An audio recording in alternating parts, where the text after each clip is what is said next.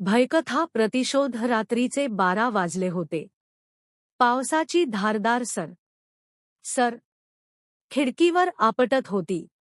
वाड्याच्या मागच्या खोलीत समीर एकटाच बसला होता. त्याच्या हातात जुनी डायरी होती.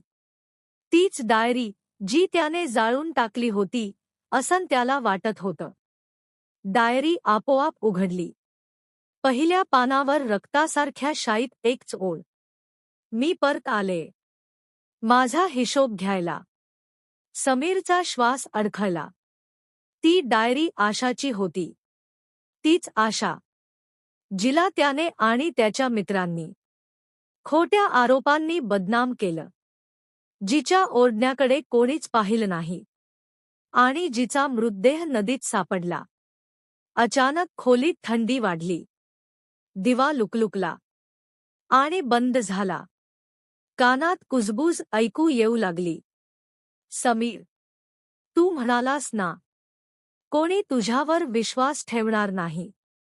त्याच्या मागे ओले पावलांचे ठसे उमटू लागले.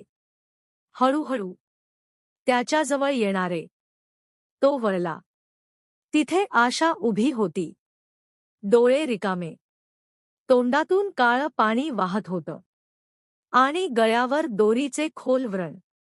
फक्त मी नाही, ती हसली. तुझ्या सगळ्यांची पाळी येईल.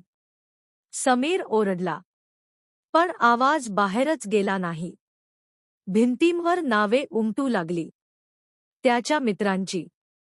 प्रत्येक नावावर नखांचे ओरखडे. रक्त गळत होतं. दुसऱ्या सकाळी वाड्यात 3 मृतदेह सापडले. डोळे उघडे. चेहऱ्यावर भीतीचा कायमचा ठसा. आणि समीर, तो नदीकाठी सापडला.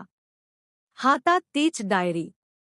शेवटच्या पानावर लिहिलं होतं, प्रतिशोध पूर्ण झाला नाही, फक्त सुरुवात झाली आहे. पोलिसांनी डायरी बंद केली. पण रात्री ती पुन्हा उघडली. शिकवण अघोषित. काही जखमा मरत नाहीत. त्या परत येतात. प्रतिशोध बनून.